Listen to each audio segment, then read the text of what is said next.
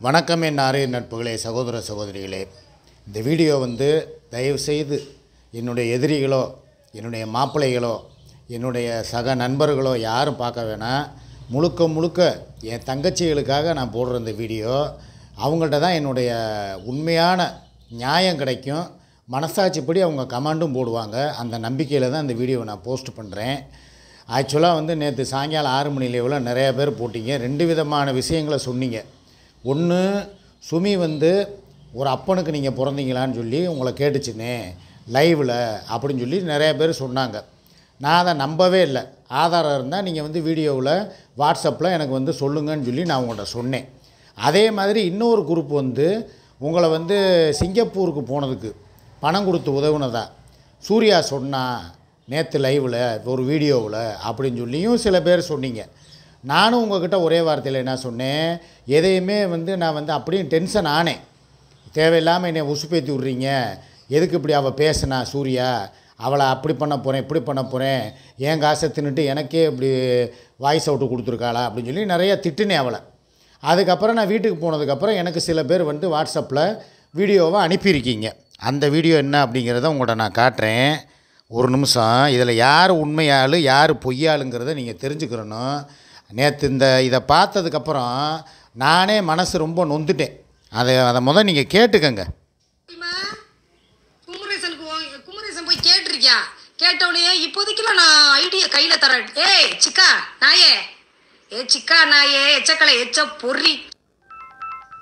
ஏய் கொஞ்ச நேரம் சும்மா இருங்கடா. நீங்கள் வேற இவனை தூக்கி பிளாக்கில் போடுறேன், ஓடு. ஐடியா என் கையில் போடுறா. யாருடா என் ஐடியா? முதல்ல கேட்போம், இருங்க. குமரேசன் போய் கேட்டிருக்கியா? கேட்டவுடனே இப்போதைக்குலாம் நான் ஐடியா கையில் தரேன். ஏய் சிக்கா நாயே, சிக்கா நாயே, எச்சக்கலை எச்ச பொறிக்கி உனக்கு தான் சொல்கிறேன். நீ ஒரு அப்பனுக்கு தானே பிறந்தவனா தான் என் ஐடியா என் கையில் கொடுறா. நீ யாருடா என் ஐடியா வச்சுக்கிட்டு அதிகாரம் பண்ணுறீங்க நீங்கள்? ரெண்டு நாய்க்கும் தான் சொல்கிறேன். ஆளுக்காள் வச்சுக்கிட்டு ஸ்பேனர் ஆளுக்காள் வச்சுக்கிட்டு இஷ்டத்துக்கு ஆடுறீங்களா? அவளுக்கு உரைக்காது. அவள் பல அப்பனுக்கு பிறந்தவ. அவ யாரு? இந்த பக்கத்தில் கொண்ட பாரு கூத்தியா முண்டை. அந்த முண்டைக்கு நான் சொல்ல வரல, உனக்கு தான் சொல்கிறேன். நீ ஒரு அப்பனுக்கு தான் பிறந்தவனா இருந்தா ஐடியா குமரேசன் கையில் கொடுத்துரு. குமரேசன் கையில் நான் புடுங்க போகிறேன். என் ஐடியா கொடுக்குற அளவுக்குலாம் உங்களுக்குலாம் எதுவும் இல்லை, ரைட்டா? பொத்திக்கிட்டு இருக்கணும். ரொம்ப பேசுகிற நீனு, ரொம்ப பேசுகிற, ஓவராக ஜால்ரா அடிக்கிற. அன்னி ஸ்பேனர் கொடுங்க. கேட்டீங்களா என்ன வார்த்தை? அப்போ இது யாரை குறிப்பிடுது? என்னையவும் தப்பாக பேசுகிறா, எங்கள் அம்மாவையும் தப்பாக பேசுகிறா. என் குடும்பத்தில் எங்கள் அப்பாவுக்கு ஒரு அப்பனுக்கு பிறந்தவன்னா என்ன அர்த்தம்? இதை எங்கள் அம்மாவை கலங்கப்படுத்துகிறதா தானே அர்த்தம். நான் இது வரைக்கும் இந்த ஸ்பேனரை வச்சு நான் என்னத்தை பிடுங்கினேன்? நான் ஸ்பேனராக வர்றேனா? அவங்க சேனலுக்குள்ளே நான் போகிறேனா? இல்லை ஏதாவது வீடியோவில் போய் கமாண்டை டெலீட் பண்ணுறேனா? என்னையை பற்றி யதார்த்தமாக 2-3 நாளைக்கு முன்னால் ஒரு லைவில் தப்பாக பேசிக்கிட்டு இருந்திருப்பாங்க போல். எனக்கு சில சகோதரிகள் ஃபோன் பண்ணி, அண்ணே இந்த மாதிரி சுமி உங்களை ரொம்ப ஓவராக பேசுதுனே, என்னன்னு கேளுங்கண்ணேன்னு தான் சொன்னாங்க. நான் ஃபோன் பண்ணேன், ஃபோனை கட் பண்ணி விட்டுட்டாங்க. சரின்னு சொல்லி அந்த ஐடியில் போய் மெசேஜ் பண்ணுறேன். சுமி அபிஷியலில் போய் வாய்ஸ் மெசேஜ் போடுறேன். இது கமாண்டு, இந்த மாதிரி என்னை தேவையில்லாமல் பேசாத, உனக்கு மரியாதை இல்லை அப்படின்னு சொல்லி கமாண்டு போடுறேன். என் கமாண்டை படித்தும் படிக்காத மாதிரி போனேன். அப்புறம் தான் நான் கோவத்தில் என்னையை பற்றியும் சூர்யாவை பற்றியும் தப்பாக போடுற கமெண்ட்டை டெலீட் பண்ணேன். அதுக்கு அப்போயும் நான் எச்சரிக்கை விடுறேன், என்னையை பற்றி பேசுகிறத நிப்பாட்டலைன்னா நான் லைவை கட் பண்ணிடுவேன் அப்படின்னு சொல்லி சொல்கிறேன். சொன்னவனையும் கேட்காம நீ நிப்பாட்டி பாரு, உங்கள்கிட்ட ஸ்பேனர் இருக்குங்கிறதுக்காக நீ சேனல் இருக்குங்கிறதுக்காக ஏதாவது பண்ணுவியா? நீ அழிடா பார்ப்போம், அப்போ என் சேனலில் லைவை கட் பண்ணுறா பார்ப்போம் அப்படின்னு சொல்லி என்னை கோவத்தை உசுப்பேற்றி விட்டதே இவ தான், இந்த சுமிங்கிறவ. நான் உடனே லைவை கட் பண்ணி விட்டேன். உடனே அதை கட் பண்ணவுடனே அடுத்து இன்னொரு லைவை போட்டு உட்காந்து என்னைய மானங்கட்ட கேள்வி, இன்னும் கேள்வின்னு இல்லை அவ்வளவு கேள்வி கேட்டு என்னைய வாடா போடா அவனே இவனே என்னென்னமோ பேசினான். நான் அதையும் பொறுத்துக்கிட்டேன். குமரேசன்ட்ட நான் ஒரே வார்த்தை என்ன சொன்னேன்னா, தம்பி இது ரொம்ப சீரியஸாக போய்கிட்டு இருக்கு பிரச்சனை. இவளுக்கு சேனலுக்கு ஏன்னா இது முழுக்க நாங்களாக பார்த்து இவளுக்கு உருவாக்கி விட்டோம். இவ என்னமோ சொல்கிறாளே, நான் சேனல் வச்சுருந்தேன், நான் அதெல்லாம் நானாக வளர்ந்தேன். இவளாக வளர்ந்து எத்தனை பேர் இருந்தாங்க? 10,000 பேர் கூட ஒரு சேனலில் கிடையாது. வெறும் டம்மி பீஸாக இருந்தான். நான் சூர்யாவும் சேர்ந்து தான் நான் பேச, அதுக்கு பதிலுக்கு சுமி பேச, திருப்பி சூர்யா பேச, அதுக்கு பதிலுக்கு சுமி பேச, அப்போ தான் மக்களுக்கு சுமினா யார் அப்படிங்கிறதே தெரிய வருது. ஓ, இவங்க தான் சிக்காவோட பொண்டாட்டியா, இவங்க தான் வந்து ஒரிஜினலாக தாலி கட்டின பொண்டாட்டியா, இது நம்மளுக்கு தெரியாமல் போச்சேன்னு சொல்லி நிறையா பேர் சப்போர்ட் பண்ண ஆரம்பிக்கிறாங்க. அவளுடைய கண்ணீரை பார்த்துட்டு, அவள் போடுற சில நாடகங்களை பார்த்துட்டு எங்கள் மேலே ரொம்ப அப்படியே அஃபெக்ஷனாக இருக்கிற மாதிரி என் மேலே, சிக்கப்பாய் எப்படியாவது வீட்டுக்கு வந்துடுங்க, சிக்குப்பாய் நீங்கள் இல்லாமல் அப்படின்னு சொல்லி நாடகத்தை போட்டு உங்களை எல்லாம் சிம்பத்தி கிரியேட்டிவ் பண்ணது. முதல்ல நான் ஓப்பனாக தான் பேசுகிறேன், எதையுமே இன்றைக்கி நான் ஒளிச்சு மறைச்சு பேசுகிற ஐடியாவே கிடையாது. முழுக்க முழுக்க சுமியோடைய உண்மையான சுயரூபம் வெளியே வெளிச்சத்துக்கு வரணும். அதோட வீடியோ தான் இந்த வீடியோ, வேறு ஒன்றுமே கிடையாது. அதாவது அவ்வளோ தூரம் பம்முன, நீங்கள் தான் உலகம், நீங்கள் இல்லாட்டினா வந்து உங்கள் பேரன் தவிக்கிறான், ஏங்குறான், எங்களுக்கு குடும்பத்துக்கு வந்து நீங்கள் தான் வந்து குடும்ப தலைவனாக இருக்கணும், வந்துருங்கன்னு சொல்லி அழுத புலம்புனேன். அதுக்கப்புறம் சின்ன பையனுக்கு பிரச்சனையாச்சு. பிரச்சனையானதுக்கப்புறம் என் காலில் தான் வந்து விழுந்தேன். சிக்கா வாங்க, எப்படியாவது நம்ம பையனை இப்படி வந்து கூட்டு போயிட்டாங்க, நம்ம காப்பாற்றணும். நான் என்னுடைய உதவி மாத்திரம் இல்லை, சூர்யாவோட உதவியும் அந்த இடத்துல நான் வாங்கி கொடுத்தேன். 2 பேரும் தான் போனோம். என்ன தான் வந்து சூர்யாவுக்கு நான் காசு கொடுத்தாலும் என்ன தான் இருந்தாலும் ஆத்திர அவசரத்துக்குன்னு சொல்லி சில லட்சங்களை செலவு பண்ணணுங்கிறதுக்கு ஒரு மனசு வரணும்ல. அவள் அந்த இடத்துல வந்து ஒழுங்காக அவள் பணத்தை கொடுத்தால. சரிங்க, ஹைகோர்ட்டுக்கு போனோம், நீ 10 காசு கொடுத்தியா, என் பிள்ளை தான், இருந்தாலும் உனக்கும் பிள்ளை தானே, உங்ககிட்ட எதுவும் பணம் இல்லாமல் இருந்துச்சா, நீயும் வருமானம் யூடியூப்பில் வந்த காசை வச்சுருந்த, அது போகவும் உங்ககிட்ட தனிப்பட்ட முறையில் மோதிரம், தோடு, அவனுடைய செயின் எல்லாமே உன் கையில் வச்சுருந்த. நான் எதையுமே உங்ககிட்ட நான் கேட்கவும் இல்லை, அவசரத்துக்கு கொடுப்பான்னு சொல்லி உங்ககிட்ட வந்து நான் உதவியை நான் நாடவும் இல்லை.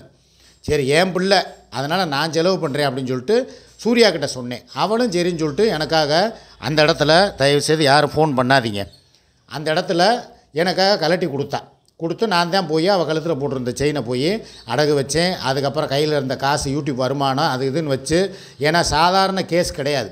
நீ நினைக்கிற மாதிரி எங்களுக்கு போட்டது கூட சாதா கேஸு. நாங்கள் மத்திய சிறைச்சாலைக்கு போனோம், மதுரைக்கு வந்துட்டோம் ஒரு 30 நாளில். எந்த அளவுக்கு கேஸில் வந்து இது இல்லை. ஆனால் இந்த கேஸு வந்து போக்சோ கேஸு அப்படிங்கும்போது அதில் எவ்வளோ ரிஸ்க் இருக்குது, எவ்வளோ தூரம் வந்து வக்கீல் வாதாடணும். இதை வந்து கீழ்கோர்ட்டில் போட்டால் அதுக்கு வந்து பெயில் கிடைக்குமா, ஹைகோர்ட்டுக்கு போகணும். ஹைகோர்ட்டில் போய் நாங்கள் 2 பேர் இங்கேருந்து சென்னைக்கு போய் தரமான லாயரை பிடிச்சி, எங்களுக்கு சில சகோதரிகள், சில தோழிகள், என் மியா முதற்கொண்டு நிறையா பேர் பெட்ரோலுக்கு போக வர காசு, பாஸ்ட்ராக்குக்கு காசு, ரூமுக்கு, சாப்பாட்டுக்கு, கோவை கார்த்தி, நிறையா பேர் எனக்காக உதவி. அங்கே இருந்த நண்பர்கள், எனது நெருங்கிய மாப்பிள்ளை, எனக்கு யாருன்னே தெரியாமல் இருந்தவர், எனக்காக போய் போய் என் மகனை மனு பார்க்க போயிட்டு வந்தவர், அவனுக்காக வந்து எங்களுக்கு சாப்பாடு செஞ்சு கொடுத்தாரு. ஃபஸ்ட்டு பாண்டிச்சேரினா என்னான்னு தெரியாமல் இருந்தப்போ எங்களுக்காக வீடு அரேஞ்ச் பண்ணி கொடுத்தாரு. எவ்வளவோ விஷயங்களை எங்களுக்கு பல பேர் உதவி பண்ணாலும், பண உதவியும் பண்ணாலும், அதையும் தாண்டி எங்கள் கையில் இருந்த காசு நிறையா செலவு பண்ணினோம். யாருக்காக? சூர்யா நினச்சிருந்தா, உன் பிள்ளைக்கு நான் ஏன் செலவு பண்ணு நினச்சிருந்தா அன்றைக்கே ஒதுங்கியிருக்கலாம்ல. நீ உன் பிள்ளை விஷயமாக நீ போய் நான் வீட்டில் இருக்கேன் அப்படின்னு சொல்லிட்டு இருந்திருக்கலாம்ல. ஆனால் என் கூட வந்தா. நாங்கள் 2 பேரும் போனோம், சென்னை ஹைகோர்ட்டுக்கு போனோம், கோயம்புத்தூர் பாண்டிச்சேரிக்கு போனோம். எல்லா விஷயத்துலையும் என் கூடவே இருந்தான். உனக்கு அப்போ நீ ரொம்ப முடியாமல் கிடந்த மாதிரி சீனை போட்டேன். அப்போ நான் அது நடிப்புன்னு சொல்லி ரொம்ப பேர் சொன்னாங்க. அண்ணே, இவளை நம்பாதீங்க, இவள் வந்து பிள்ளையை வெளியே எடுக்கிற வரைக்கும் தானே இப்படி இருப்பா, வெளியே எடுத்துகிட்டு வந்ததுக்கப்புறம் இவளுடைய பேச்சுவார்த்தைகளெல்லாம் பாருங்கண்ணே, அப்படியே மாறும்னே, டோட்டலாக நடிக்கிறானே அப்படின்னு சொல்லி எல்லா பேருமே சொன்னாங்க. அதையும் கேட்காம நடிச்சுட்டு போகட்டும், நம்மளுக்கு என்ன. எனக்கே பார்க்க பாவமாக இருந்துச்சு அந்த இடத்துல, அந்த சூழ்நிலையில். எப்பயுமே ஒருத்தவங்கள சூழ்நிலைக்கு, அதாவது அவங்களுடைய கஷ்டத்துக்கு நம்ம உதவுறோம்னு சொன்னால் அதை காலத்துக்கும் மறக்கக்கூடாது. ஆனால் இந்த நன்றி கெட்ட சுமிங்கிற நாய் என்ன பண்ணியிருக்கு தெரியுமா? அவ்வளோ தூரம் வந்து முடியாமல் இருந்தப்போ உனக்காக தலானியை தூக்கி போட்டுட்டு, உன்னைய காரில் பின்னால் படுக்க போட்டு, போகிற இடத்துலலாம் நிப்பாட்டி, உனக்கு சாப்பாடு லிக்யூடு ஃபுட்டாக தான் இறங்குச்சு, இளநிலேருந்து உனக்கு தேவையானதெல்லாம் வாங்கி கொடுத்து, கூழு அப்படி இப்படின்னு வாங்கி கொடுத்து, உன்னை போகிற வரைக்கும் அங்கே போய் அவனை பார்த்ததுக்கப்புறம் உன் முகத்தில் கிடச்ச அந்த சந்தோஷத்தை பார்த்து நாங்கள் 2 பேரும் சந்தோஷப்பட்டோம். பெத்த பிள்ளை இப்படி உள்ளே போயிட்டானே, அவனை நம்ம பார்க்குறதுக்கு எப்போ போக போகிறோமோ, அவனை பார்த்து எப்போ பேச போகிறோமோ, உனக்கு ஏதாவது தெரியுமா? போய் எப்படி ஜெயிலில் போய் எப்படி மனு போட்டு பார்க்குறது, இல்லை உன மகங்கிறதுக்கு ஆதார் கார்டில் நீ என்ன ஆதாரத்தை வச்சுருக்க? சுமின்னு இருக்குது, ஒய்பாப்பா ஆனந்துன்னு இருக்குது. அவன் கைதானவன் வந்து அஸ்ரப் அலி சன் ஆஃப் சிக்கந்தர் ஷா என் பேர் இருக்குது. அப்போ உன்னை என்ன உறவு முறைன்னு சொல்லி உள்ளே கூட்டு போகிறது மனு பார்க்க. அப்படி இருந்து உன்னை வந்து நானும் சூர்யாவும் சேர்ந்து தான் அவங்க தாங்க அம்மா அந்தாங்க பேர் அப்படின்னு சொல்லி உன்னை உள்ளே கூட்டு போய் மனு பார்க்கவும் விட்டு உன்னைய தான் நீ தான் மெயின். அதில் உனக்காகத்தான் நாங்கள் இத்தனை கிலோமீட்டர் தாண்டி வர்றோம். நானும் என் மகனை பார்க்க ஆசை இருந்தாலும் நான் 5 நிமிஷம் பேசினேன். மீதி 15 நிமிஷமும் நீ தானே உன் பிள்ளைகிட்ட பேசின, அழுத. உனக்கு பிள்ளைகளுக்கு மனு பார்க்குற பொருள்லேருந்து அவனுக்கு ட்ரெஸ்ஸு போட்டுக்கிறதுலேருந்து எல்லாம் வாங்கி நீ காருக்குள்ளேயே உட்காந்துக்கிட்டு இறங்குனீங்க. கார்லேயும் உட்காந்துட்டு அப்போவே உங்களுக்கு சொன்ன ஞாபகம் இருக்கா? உட்காந்துக்கிட்டு வண்டிக்குள்ளே உட்காந்துக்கிட்டு கல்லு கேம் விளாண்டுக்கிட்டு இருக்காங்க. பிள்ளை யார் பெற்ற பிள்ளை? இவ பெற்ற பிள்ளைக்கு எவ்வளோ ஒருத்தி ஆள் அவள் பெறாத பிள்ளைக்காக சூர்யா வந்து இப்போ ஸ்வீட்டு கடையில் போய் ஸ்வீட்டு வாங்க, பழங்கள் வாங்க, மனு பார்க்க உள்ளே போய் என்ட்ரன்ஸில் போய் என்ட்ரி போட இவ்வளவும் பண்ணி இவளை கூட்டு போய் பிள்ளைய காட்ட, அதை பார்த்து அவளும் பிள்ளைய அழுகிறத பார்த்து அவளும் கண்ணீர் விட்டா. நான் தான் சூர்யாவை வாப்பா அவன்கிட்ட கொஞ்சம் நீயும் பேசுப்பா அப்படின்னு சொல்லி நான் கூப்பிட்டு மனு பார்க்குற ரூமில் பேச விட்டேன். அப்போ இருந்து அவன் 2-3 தடவை அவன் கலகலப்பு இல்லாமல் இருந்தான். அப்புறமா அவள் சில காமெடிகள் பண்ணி அவனையும் கலகலப்பாக்கி அவன் அப்பா அக்கான்னுக்கிட்டு இருந்தான். சரிக்கா அப்படின்றவனை அவ்வளோ தூரம் பாசமாக அவனும் இருந்தவனையும் பாசத்தை பூரா கெடுத்து விட்டேன். உன்னால் என் பேரன் வச்சுருந்த பாசத்தையும் கெடுத்து விட்டேன். என்னை பார்க்க போனவனை வீட்டுக்கு போனால் என்னை மதிக்கிறது இல்லை, எல்லாத்துலேயுமே அவமரியாதை. அவன் வெயிலில் வந்ததுக்கப்புறம் வெயிலில் எடுத்து அவனை வெளியில் கூட்டு வந்ததுக்கப்புறம் இப்போ வரைக்கும் அவனுக்குன்னு சொல்லி நீ ஏதாவது ஒரு ரிஸ்க் எடுத்திருப்பியா? இங்கே என்னென்ன நடந்துக்கிட்டு இருக்குது? எவ்வளோ தூரம் நாங்கள் திருப்பி ரிலாக்ஸேஷன் போடுறதுக்காக அதுக்கும் பணம் கொடுத்து தான் பண்ணணும். ஹைகோர்ட்டில் வந்து ரிலாக்ஸேஷன் வாங்குறது விளையாட்டு காரியமாக? எல்லா விஷயத்துலையும் நீ எவ்வளோ தான் என்னை அசிங்கப்படுத்தி என்னை கால் தூசியாக மதித்தாலும் அதையும் தாண்டி சரி என் புள்ள அப்படின்னு சொல்லி நானும் சரி சிக்காவோட மகன் அவர் சங்கடப்பட்டால் நம்மளுக்கும் அது வந்து மன வருத்தம். ஏன்னா நான் என் மகனுக்காக இல்லைன்னா என் முகம் எப்படி வாடி போகும் அப்படிங்கிறது தெரியும் சூர்யாவுக்கு. அதனால் அவ்வளோ அதுக்காக சரிங்கன்னு சொல்லி இன்ன வரைக்கும் ரிலாக்ஸேஷன் இன்னும் நீ வாங்கலை, நீ வாங்கவும் மாட்ட. அதையும் சூர்யா சொல்லிட்டான். அதுக்கு காரணம் என்ன தெரியுமா? நீ வாங்கிட்டா அதுக்கப்புறம் என்ன ஆகும்? நீ ரிலாக்ஸேஷன் வாங்குகிற வரைக்கும் தான் வாரத்துக்கு மாதத்துக்கு 2 நாள், ஒரு ஃபஸ்ட்டு சனிக்கிழமையும் 3வது சனிக்கிழமையும் ஊருக்கு போகிற வாய்ப்பு உனக்கு கிடைக்கும். அவனை வந்து கிரேமில் போய் கையெழுத்து போட வைக்கிற சாக்கில் நீ போய் உன்னுடைய கள்ளக்காதலனையோ இல்லை கப்பல்காரனையோ ஏதோ ஒன்று பார்க்குறதுக்கு உண்டான வாய்ப்பு உனக்கு கிடைக்கும். அது வந்து ரிலாக்ஸேஷன் வாங்கிட்டா அதுக்கப்புறம் அங்கே போக முடியாத சூழ்நிலை. அதுக்கப்புறம் என்றைக்கு சார்ஜ் ஷீட்டு போடுறாங்களோ அன்றைக்கி தான் போய் நீ வந்து பாண்டிச்சேரிக்கு போகிற சூழ்நிலை வரும். இதுக்காகவே நீ ரிலாக்ஸேஷன் வாங்க மாட்ட அப்படின்னு சொல்லி சூர்யா ஆணித்தரமாக சொல்லிட்டான். இதுவும் ஒரு பக்கம் ஓடிக்கிட்டு இருக்குது. ரிலாக்ஸேஷன் வாங்கணும். அதுக்கப்புறம் வந்து வாய்தானா வந்து வாரம் எத்தனை நாளைக்கு ஒரு தடவை வாய்தா போடுறாங்களோ போகணும். இன்னும் வழக்கே முடியலை. போக்சோ கேஸு இன்னும் எவ்வளவு செலவாகும் என்னங்கிறதே தெரியலை.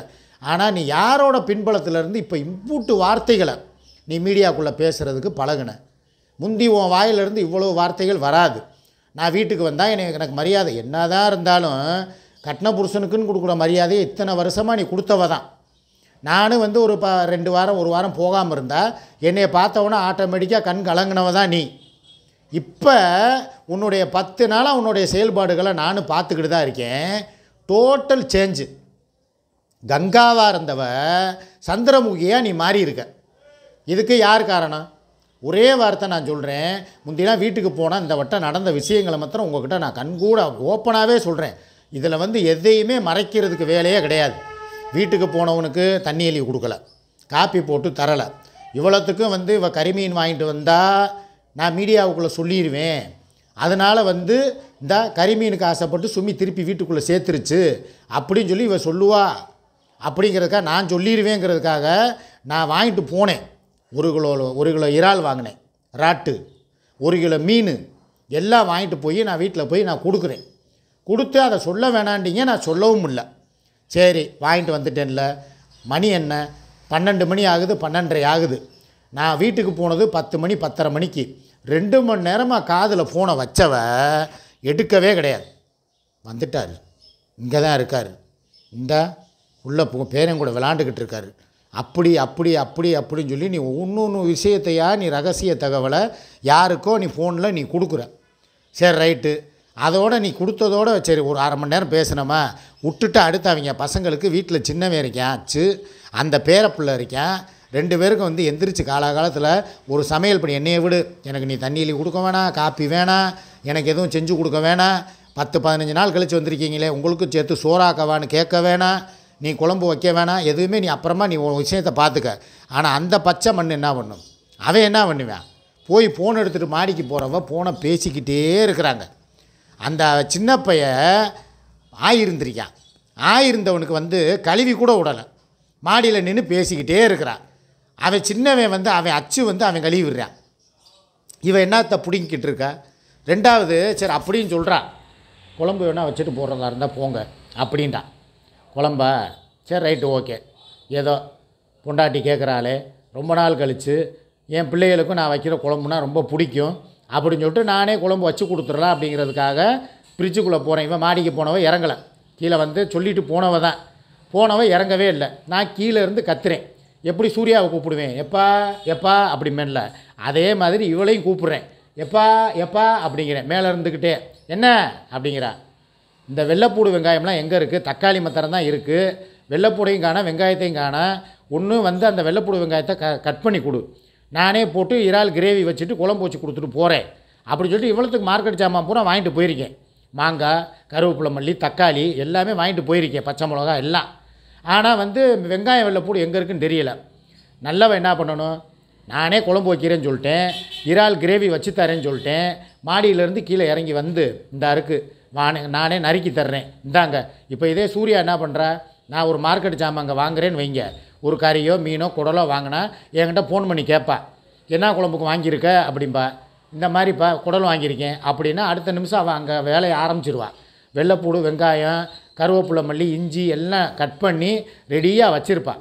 நான் இங்கேருந்து குடலை கொண்டு போனோன்னா நான் குடலை கழுவி கொடுப்பேன், அவள் குழம்புல குக்கரில் போட்டு எல்லாத்தையும் முதல்ல இந்த மசாலா ஜாமான்களை பூரா வதக்கி குடல் அள்ளி போட்டு குழம்பு வச்சு சூப்பராக கம்மன்னு செஞ்சு கொடுத்துருவாள்.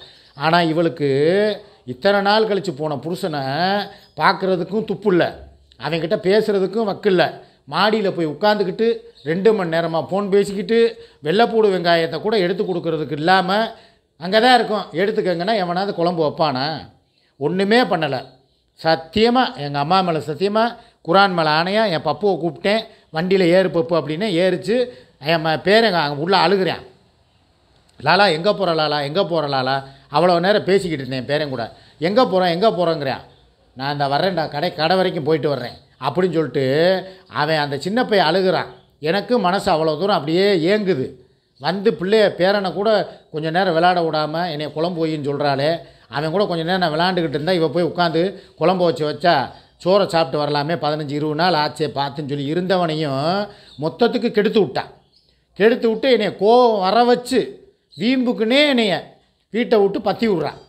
அப்போ இதில் எவ்வளோ பெரிய இவன் வந்து ஒரு கேடு கட்டவ, இவன் நல்லவளா, இவன் வந்து உங்ககிட்ட நடிக்கிறாளே தங்கமேங்கிறாளே, எல்லாமே பொய் வேஷம், யாரும் நம்பாதீங்க.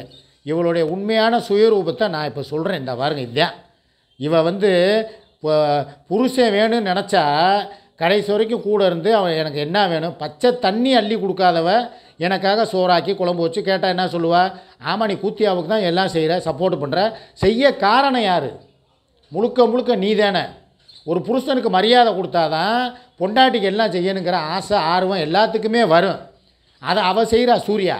இப்போ வரைக்கும் சொல்கிறேன், நான் அழுதா அவள் அழுவா, எதுக்காக அவனை அடிக்கிறா, இந்த பாயிண்ட்டுக்கு நான் வர்றேன்.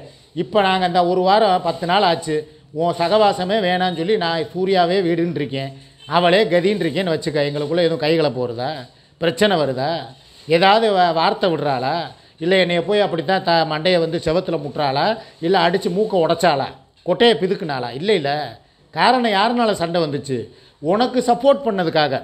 அவள் வந்து ஒரு கேடு கட்டவடா சிக்கா, அவளை நம்பாதடா சிக்கா, அவள் ரொம்ப மோசமானவ.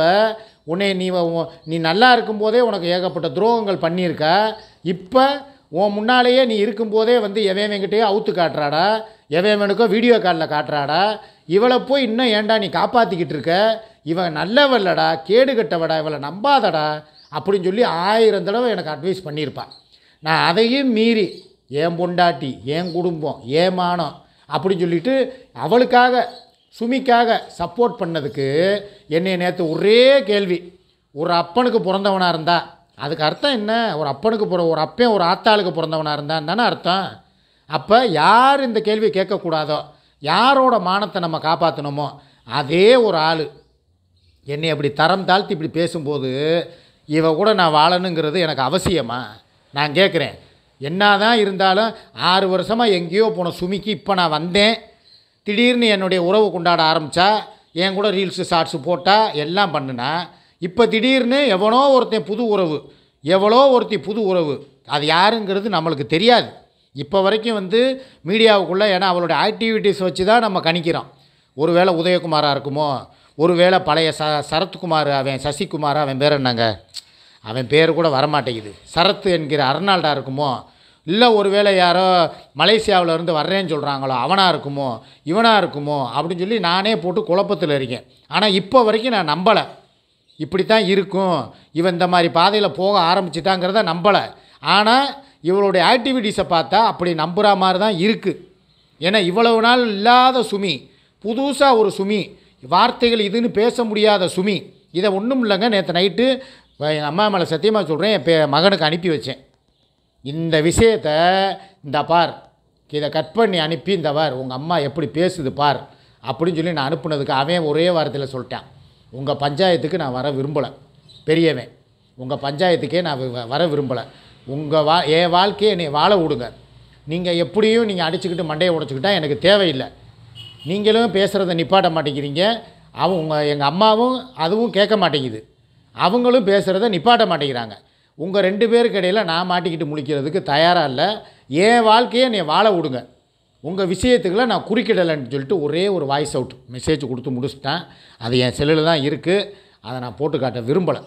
வேணாம், அவனையும் இதில் நம்ம இழுத்து விட வேணாம். அவன் ஏற்கனவே இப்போ தான் சரி மனைவி இழந்துட்டு ரொம்ப கஷ்டத்துலேருந்து மீண்டு வந்தவன், அவனை பழையபடி நம்ம தொல்லை கொடுக்க வேணாம், நம்ம பிரச்சனை நம்மளோட போகட்டும் அப்படின்னு சொல்லிட்டு நான் அவனை இப்போ டார்ச்சர் பண்ண விரும்பலை. அவனுக்கா என்னைக்கு இப்போ நான் இதனால் இப்போ இந்த சுமிங்கிற ஒருத்தினால, அவளுடைய புடிவாத குணத்தினால நான் இப்போ யாருடைய பாசத்தை இழக்கிறேங்கிறது நீங்களே பார்த்துக்கங்க. என் மகனோட பாசம், என் பேரனுடைய பாசம், என் பேரன் என் மேலே வச்சிருக்கிற அந்த உயிருக்குயிரான நேசம், என் பேரன் கூட கொஞ்சம் குழாவிக்கிட்டு இருந்தது எல்லாமே எனக்கு போச்சு. இப்போ நான் முடிவு எடுத்துட்டேன், இனிமேல் அந்த வீட்டு பக்கம் நான் போகிறதாவே இல்லை. காரணம் முழுக்க சுமி அப்படிங்கிற அந்த சைத்தான் அது மண்டைக்குள்ளே நுழைஞ்சிருச்சு. இனி அதை திருத்த முடியாது. அதுவாக பட்டு திருந்தி காலம் எப்போ இப்படி சுற்றி நின்றுச்சோ, திருப்பி அந்த காலச்சக்கரம் சுற்றி கனவேனா என்ன, புருஷனோட அருமைனா என்ன, நம்மளை இவ்வளோ தூரம் காப்பாற்றினாரே மான மரியாதையை, அவருக்கு நம்ம இப்படி துரோகம் பண்ணிவிட்டு திருப்பி நடுத்தெருவில் நம்ம நிற்கிறோமே, சிக்கா வா அப்படின்னு சொல்லி காப்பாற்றுன்னு என்னை கூப்பிடும்போது உன் கூட நான் இருக்க மாட்டேன். இதுதான் 100க்கு 100 உண்மை. உன் கூட இருக்கிறேன்னா இல்லையோ, இந்த கவலையிலையும் இந்த பிரச்சனையிலையும் இந்த உலகத்தை விட்டே போனாலும் ஆச்சரியப்படுறதுக்கு ஒன்றுமே கிடையாது. ஏதோ சூர்யா அவளுக்காக என் கடமைகள்னு சில இருக்குது, நான் அதை செஞ்சே தீருவேன். அவளுக்கு நகை வாங்கி போடுறேனோ, வீடு கட்டி கொடுக்குறேனோ, அவளுக்காக இருக்கேனோ, அவள் பிள்ளைகளுக்கு படிப்புக்காக இருக்கேனோ, அவள் பிள்ளையை வளர்த்து ஆளாக்கி அவங்களுக்கு ஒரு கல்யாணம் பண்ணுற வரைக்கும் இருக்கேனோ இல்லையோ, அது என் கையில் இல்லை, ஆண்டவன் கையில் இருக்குது. இருக்கிற வரைக்கும் ஒரே பக்கம், ஒரே ஆள், இந்த மாதிரிலாம் இவ்வளோ மாதிரிலாம் நேரத்துக்கு நேரம் போய் இப்போ நானோ சூர்யாவோ எவ்வளவோ பேச்சுக்கள் எவ்வளவோ சேனலில் இப்போ இது பண்ணாங்க, எத்தனையோ எதிர்குறிப்பு சொல்லுச்சு.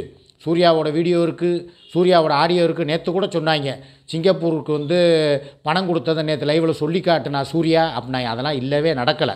நடந்திருந்ததான் இதே வாட்ஸ்அப்பில் எனக்கு அனுப்பியிருக்கலாம்ல. ஏதோ ஒரு காலத்தில் நடந்தது, அவளே அதை மறந்துட்டா, நானும் அதை சொல்ல வேணாம்னே விட்டுட்டான். நான் கோவப்பட்டதை பார்த்து இவங்களா வேணும்னே ட்விஸ்ட் பண்ணி விட்டு நேற்று வாட்ஸ்அப்பில் இருக்குன்ட்டாங்க, நாங்கள் அனுப்பி வைக்கிறோம்ட்டாங்க. இப்போ வரைக்கும் ஒரு இதை அனுப்பலை எவனும். ஆக அது உண்மை கிடையாது. இப்போ அவள் பேசலை. நேற்று அவளுடைய வீடியோவை நான் சர்ச் பண்ணி பார்த்தேன், அப்படி ஒரு சம்பவமே நடக்கலை. ஆக சுமி செஞ்சது தப்புங்கிறது இந்த ஆதாரபூர்வமாக வந்துருச்சு வீடியோவில். சூர்யா அப்படி பேசவே இல்லைங்கிறது நிரூபணம் ஆயிடுச்சு. இதுக்கு மேலே நான் சூர்யாவத்தை நான் முழுசாக நம்புவேன், சுமியை நம்ப மாட்டேன். முடிஞ்சு போச்சு. இருக்கிற வரைக்கும் ஒரே ஒருத்திக்கு கரெக்டாக இருப்போம். இவ்வளோ மாதிரி சூர்யா போய் யாருக்கு வீடியோ கால் காட்டலை, எதுவும் ஆடியோவிலையும் பேசலை தப்பாக, எல்லாமே முடிஞ்சு போச்சு. அவள் கரெக்டாக ஒழுக்கமாக தான் இருக்கா. எனக்காகவே 5-6 வருஷமாக வாழ்ந்துக்கிட்டு வர்றா. அவள் கூடவே நான் இருந்துடுறேன், அவளுக்கே எல்லாம் செய்கிறேன். நாங்கள் 2 பேர் காமெடியாக வீடியோ போடுறோம், ஷார்ட்ஸ் ரீல்ஸ் போடுறோம், பார்த்து என்ஜாய் பண்ணுறவங்க பண்ணட்டும், பிடிக்காதவங்க வேறு சேனலில் போய் பார்த்துக்கிறட்டும், சுமியை போய் பார்த்துக்கிறட்டும், இல்லை வேறு யாரையும் போய் பார்க்கட்டும். எங்களுக்கு அது தேவை கிடையாது. நாங்கள் ஒரு நல்ல என்டர்டெய்னராக உங்களுக்கு முன்னால் நிறைய வீடியோக்களை போடுறோம், விழாக்கு போடுறோம், காமெடி பண்ணுறோம். அதை பார்த்து நீங்கள் ரசிங்க. நேற்று கூட இருந்தால் காளையை அடக்க போகிறேன்னு சொல்லிட்டு அடிபட்டு வந்த மாதிரி ஒரு காமெடி போட்டோம். மக்கள் ரசிக்கத்தான் செஞ்சாங்க. நானும் வந்தேன். அதெல்லாம் அந்த நேற்றுலாம் பண்ணதெல்லாம் வந்து சும்மா உங்களுக்காக காமெடிக்காக பண்ணது தான். அது நேற்றே எல்லோரும் புரிஞ்சுருப்பீங்க. இந்த சாயங்காலம் சைக்கிளை காட்டினது, ட்ரை சைக்கிளை காட்டினது, அதெல்லாம் வந்து பொய்யுங்க, நான் அடக்கவே போகல அப்படின்னு சொல்லி ஒரு காமெடிக்காக பண்ணேன் அப்படின்னு சொன்னதெல்லாம் ஒத்துக்கிட்டீங்க. என்னை ஒரு என்டர்டெய்னராக தான் பார்க்குறீங்க. 1 ஹவர் மாமா வர்றாரா, அண்ணே வர்றாரா, ஜாலியாக ஏதாவது உருட்டுவார், அவ்வளோதான்ட்டு போகிறீங்க. அதோட நானும் போய்க்கிறேன். இது வந்து ஒரு என்டர்டெயின்மெண்ட் தளம், சமூக வலைதளம். இதில் வந்துக்கிட்டு தேவையில்லாமல் அதை பண்ணேன் இதை பண்ணேன் இதெல்லாம் வேணாம். ஜாலியாக பேசுவோம். கெட்ட வார்த்தைகளையும் தவிர்த்துடுறேன். நேற்று என்னை எமோஷனில் டென்ஷன் ஆக்கி விட்டாங்க. அதனால் நான் 2-3 வார்த்தைகளை விட்டேன். அதுக்கும் என் தங்கச்சிகள்கிட்ட என் மாப்பிள்ளைகள்கிட்டையும் உங்கள் காலில் விழுந்து நான் மன்னிப்பு கேட்டுக்கிறேன். இனிமேல் அந்த மாதிரி வார்த்தைகளை எவ்வளோ உசுப்பேற்றினா கூட நான் பேச மாட்டேன். இது சத்தியம். உங்கள் முன்னால் என்னை வெறுப்பேற்றுவாங்க, என்னை கோவப்படுத்துவாங்க, தப்பாக என்னை வந்து ட்விஸ்ட் பண்ணி விடுவாங்க. எதுக்கு இனிமேல் நான் அசர மாட்டேன். ஏன்னா என் வீடியோவை எல்லா பேரும் டிவியில் போட்டு குடும்பத்தோடு பார்த்துக்கிட்டு இருக்கீங்க. இப்போ தான் எனக்குன்னு சொல்லி நல்ல பேர் வந்துக்கிட்டு இருக்கு. நான் அதை கெடுத்துக்க விரும்பலை. டென்ஷனை எனக்குள்ளேயே வச்சுக்கிறேன். அப்படி ஏதாவது ஒரு பிரச்சனை அப்படின்னா நான் லைவ் முடிஞ்சதுக்கப்புறம் போய் செவத்துலேயே கூட 4 முட்டு முட்டிக்கிறேன். இல்லை கையை வச்சு நங்குன்னு குத்தி கூட என் ஆத்திரத்தை தீர்த்துக்கிறேன். இனிமேல் மீடியா முன்னால் நான் வந்து வார்த்தைகள் விட மாட்டேன். இது சத்தியம். அதே மாதிரி 1,50,000 பேர் வர்றதுக்கு இன்னும் ஒரு 300 பேரோ 400 பேரோ தான் இருக்கீங்க. இந்த பொங்கல் திருவிழா முடிகிறதுக்குள்ளே எனக்கு 1.5 லட்சம் சப்ஸ்கிரைபர் வந்தீங்கன்னா எனக்கு ரொம்ப சந்தோஷமாக இருக்கும். இவ்வளவு நாள் நான் பட்ட கஷ்டத்துக்கு எனக்கு அடுத்த ஒரு படி. ஏன்னா ஒரு கிரிக்கெட் வீரனாக இருந்தால் செஞ்சுரிங்கிறது ஒரு பெரிய விஷயம். 98லேயோ 99லேயோ அவுட் ஆனால் அது வந்து அவனுக்கு ஒரு மனசை கவலைப்படுத்தும். அதை மாதிரி இப்போ நான் என்னுடைய பாதையில் நான் போய்கிட்டு இருக்கேன். செஞ்சுரி போட்டுட்டேன். டபுள் செஞ்சுரி போடுறதுக்கு இன்னும் வந்து 50,000 பேர் வேணும். அதுக்கடையில் 1.5 செஞ்சுரி 1,50,000 வர்றதுக்கு இன்னும் ஒரு 500 பேருக்கு கீழே தான் இருக்கீங்க. 300 பேரோ 350 பேரோ தான் வரணும். வாங்க, சப்ஸ்கிரைபர் பண்ணுங்கள். 1.5 லட்சம் சப்ஸ்கிரைபரை ஒரு உண்மையான ஒரு கலைஞனுக்கு நீங்கள் கொடுத்தீங்கிற பேர் உங்களுக்கு இருக்கும். ஒரு காமெடியாக பேசுகிறார் அண்ணே, நம்மளுக்காக எப்படினாலும் அந்த எவ்வளோ பிரச்சனைனாலும் 6 மணிக்கு டான்னு வந்து உட்காந்துடுறாரு. நல்லபடியாக 1 மணி நேரம் என்டர்டெயின்மெண்ட் பண்ணுறாரு, நம்மளை சிரிக்க வைக்கிறாரு அப்படின்னு நினைக்கிறவங்க. பாட்டுக்கு பாட்டு பாடுறாரு, மிமிக்கிரி அப்பப்போ பண்ணுறாரு, ஏதோ அவருக்கு தெரிஞ்ச வாய்ஸை பண்ணுறாரு. அதுபோக எவ்வளவு தான் பிரச்சனை இருந்தாலும் அவருடைய குடும்ப கவலைகளை அவருக்குள்ளேயே வச்சுக்கிட்டு நம்மளுக்காக வந்து மீடியா முன்னால் ஒரு ஜாலியாக அந்த கவலையெல்லாம் உள்ளே அடக்கிக்கிட்டு நம்மளுக்காக சிரிக்க வைக்கிறாரு. அப்படின்னு நினைக்கிறவங்க மாத்திரம் வாங்க, சப்ஸ்கிரைபர் பண்ணுங்கள். 1,50,000 ரூபா வர்றதுக்கு 50,000 ரூபாங்கிறேன். 1,50,000 சப்ஸ்கிரைபர் வர்றதுக்கு இன்னும் ஒரு 300 பேர் தான் தேவை. வாங்க, சப்ஸ்கிரைபர் பண்ணுங்கள். இந்த பொங்கல் திருநாள் முடிகிறதுக்குள்ளே வர ஞாயிற்றுக்கிழமைக்குள்ளே வாங்க. ஞாயிற்றுக்கிழமைக்குள்ளே வந்தீங்கன்னா ஒரு ஸ்பெஷலாக ஒரு கேக்கு வாங்கி ஒரு வித்தியாசமாக காமெடி காஸ்டியூம்ஸ்லாம் போட்டு உங்களுக்காக ஒரு வீடியோ போடுறேன். 1.5 லட்சம் சப்ஸ்கிரைபருக்காக ஒரு ஸ்பெஷல் லைவ் ஒன்று போடுறேன். வாங்க, சப்ஸ்கிரைபர் பண்ணுங்கள், லைக் பண்ணுங்கள். யாருக்கோ போய் எங்கெங்கேயோ லைக் போடுறீங்க. ஒன்றுமே இல்லாதவங்களையெல்லாம் போய் சப்போர்ட் பண்ணுறீங்க. ஒன்றுத்துக்கு ஆகாதவங்க அந்த கேஸு இந்த கேஸு வழக்கு வக்கீல் வாய்தாங்கிறவங்களையெல்லாம் வளர்த்து விடுறீங்க. ஒன்றுமே இல்லாமல் இந்த சுமியை ஒன்றுமே இல்லை, வார்த்தைக்கு வார்த்தை உட்காந்துக்கிட்டு கூத்தியா இந்த மாதிரி வார்த்தைகளை யூஸ் பண்ணுற சுமியை வளர்த்து விடுறீங்க. அவளுக்கு லைக்கை போடுறீங்க. உண்மையான கலைஞனை மதிங்க. நேற்றெல்லாம் பார்க்குறேன், சுமி என்ன பேசியிருக்கா, அதில் ஒன்றுமே இல்லை, ஒரு மண்ணும் இல்லை. பார்த்தா 92K போயிருக்கு அந்த வீடியோ வியூஸ், நேற்று போட்ட ஒரு லைவு. ஆனால் அதே சூர்யாவுக்கு கூட பார்த்தா 40-45K போயிருக்கு. நான் உங்களுக்கு என்ன பண்ணேன்? நான் உங்களுக்கு தினம் 1 மணி நேரம் லைவில் என்டர்டெயின்மெண்ட் தானே பண்ணுறேன். எல்லோரும் லைவில் வர்றீங்க, அவ்வளோ பேர் சூப்பர் சாட் பண்ணுறீங்க, அவ்வளோ பேர் கமெண்ட் பண்ணுறீங்க. உங்களுக்கு எல்லாம் சிரிப்பை தானே காட்டுறேன். 19K 20K 25K கூட போக மாட்டேங்குது. ஆக பொம்பளை வேஷம் போட்டால் தான் அப்போ எனக்கும் போடுவீங்களா? அப்போ லேடிஸ்க்கு தான் வியூஸ் கொடுக்குறாங்களா யூடியூப்பில்? என்னைய மாதிரி வந்து கலைஞனுக்கு இல்லையா? நான் கேட்குறேன். அப்படின்னா சொல்லுங்கள். நானும் லிப்டிக் போட்டு மீசையெல்லாம் எடுத்துகிட்டு ஒட்டு முடி வச்சு டெய்லி லேடிஸ் கெட்டப்பிலே வந்து உட்கார தயார். பரவாயில்லையா? என்ன உலகம்! லேடிஸ் பேச பார்த்தா லைக் கொடுக்குறீங்க. ஒரு ஜென்ஸுக்கு இந்த மரியாதை இல்லை. இந்த யூடியூப்லேயே தினம் லைவ் போடுற ஒரே ஆம்பளை நான் தான். அப்போ என்னையை மதிக்க மாட்டீங்களா? எனக்கு வியூஸை கொடுங்க யூடியூப், உங்களை கெஞ்சி கேட்குறேன். நீங்கள் பார்க்கணும், நீங்கள் பார்க்குறவங்க நீங்கள் லைக் போட தப்பா எனக்கு வந்து அங்கே வியூஸு கூடும். லைக்கை போடுங்க, அதை பண்ணுங்க. சரியா? நன்றி. மீண்டும் சாயங்காலம் 6 மணி லைவ்ல சந்திப்போம். வணக்கம்.